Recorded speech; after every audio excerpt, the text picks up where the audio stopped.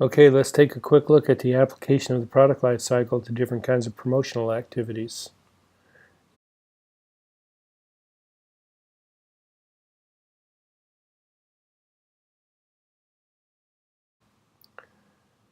When you're introducing a new product, it has significant application because we use tools to, obviously implicit tools, to make people aware, generate interest, get them to evaluate it, try it, and then hopefully adopt it.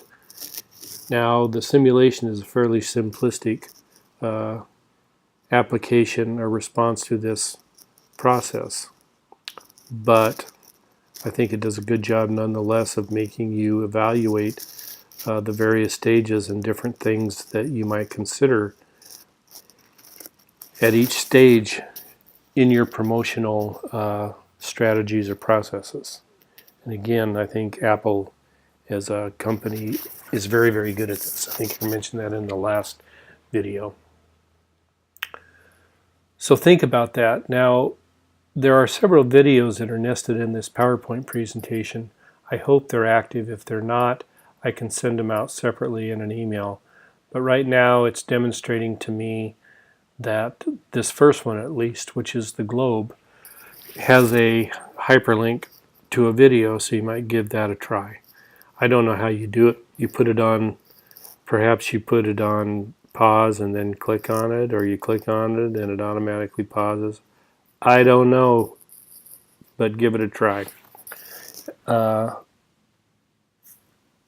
these hyperlinks exist in the standard PowerPoint presentation that I posted without the audio for this particular module, and there are several that are nested in there. So the first one would be right here. And this is a fun little video because it demonstrates how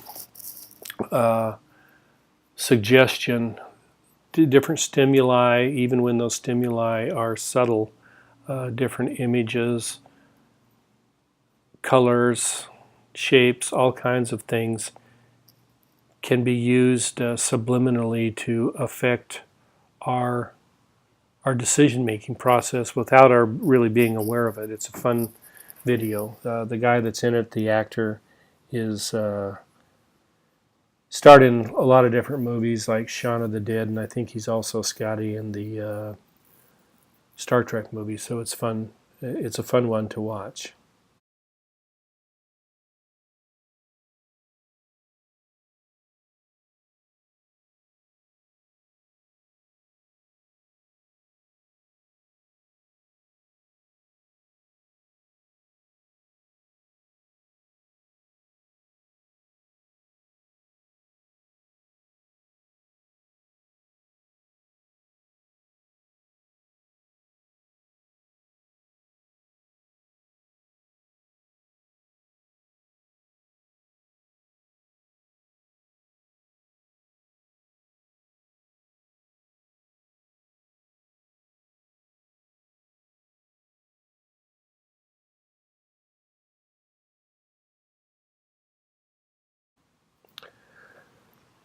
So, as we discussed in class, and it's good worth reiterating at this point, there are 4 stages to the product life cycle: introduction, growth, maturity, and decline. And we have different marketing strategies and intended outcomes or expectations at each one. So our primary objective in the introduction stage is twofold. It's to make people aware of the product and then to get them to try it. That's our objective. That should be the objective of virtually any new product, whether it's a product line extension, a category extension of a particular brand, or just something entirely new altogether.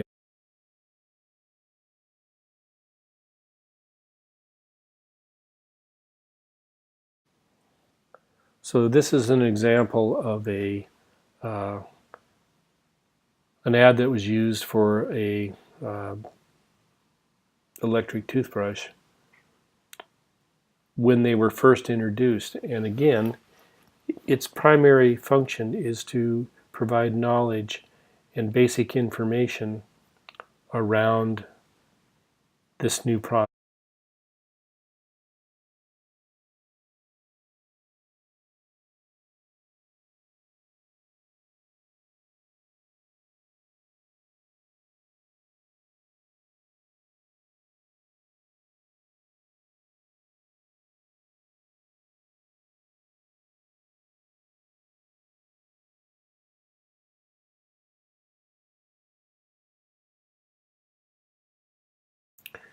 In the growth stage, what we're trying to do is drive people to action and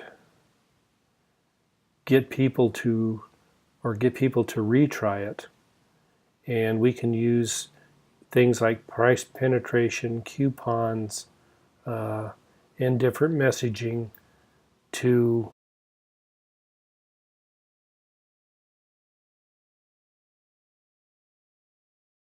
objective. In this particular ad, this is an old product, 7-Up, that they've created a new line extension for. And what I would say, if I were showing this in class, is they're really trying to get you to see this product a little differently with these new flavors, grape and orange and strawberry probably. And they're getting you, with all surrounded by fresh fruit, what they're trying to get you to do, directly or indirectly, is to see it as more of almost a health drink or a juice. Juice is probably the best term. And they've thrown in some calcium for good taste. So the target market of this, I'd say, is probably mothers who have to satisfy, kids' thirst for different kinds of things. So they're hoping that mothers will see this as a little bit more healthy than other sodas. And the fact that they've thrown calcium in there, of course, is good for kids' bone growth. Calcium, and younger kids and women over 45 that risk osteoporosis are the target markets generally for a product with calcium. But here the target market is mothers, and it appeals to their decision-making segment.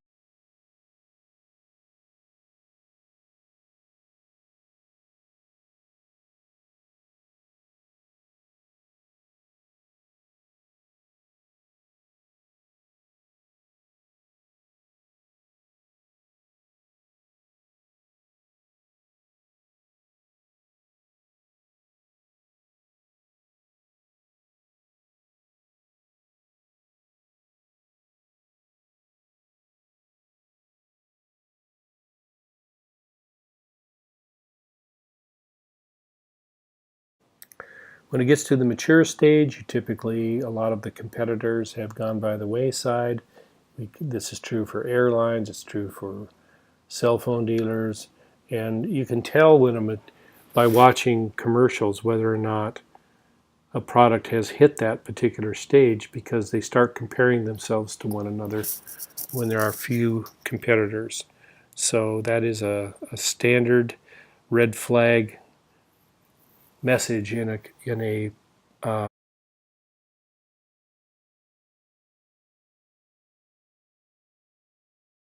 category.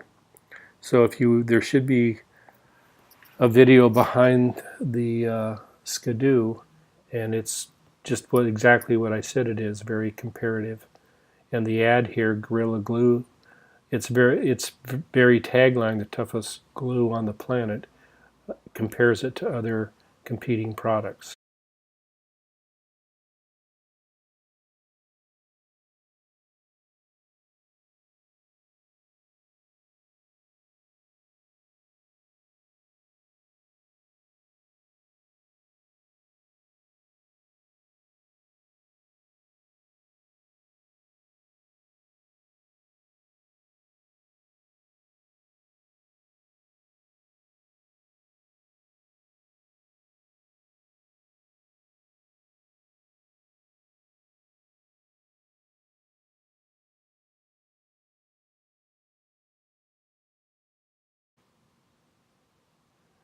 The last stage is the decline stage, and here this is it's in a market that only grows organically, which is generally just along with population growth. The whole objective is to hold on to market share.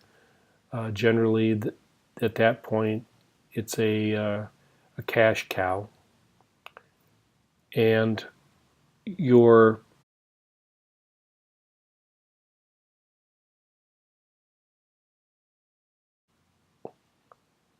your ads or your advertisements generally remind people. So probably the best known ad campaign for a category milk that had really peaked in the 90s, and by the end of the 90s had begun to noticeably fall in consumption, was milk.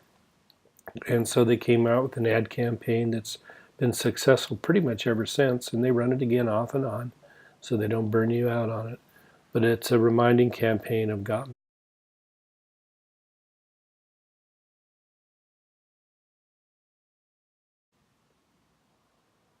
So here is nothing more than a good slide I found once upon a time that talks about how you can use the product life cycle in terms of helping to construct strategies in your promotional campaigns around competition, product price, promotion, and place.